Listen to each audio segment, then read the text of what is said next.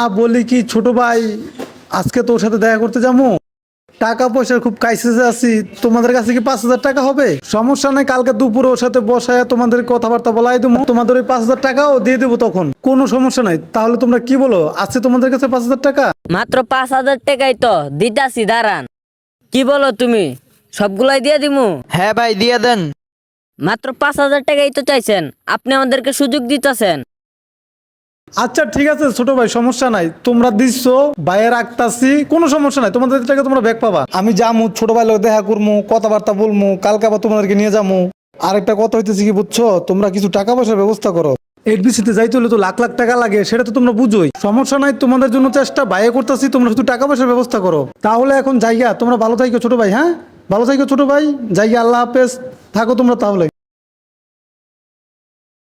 বন্ধু এইখানে আসছি কিসের জন্য জানোস? আজকে তোরা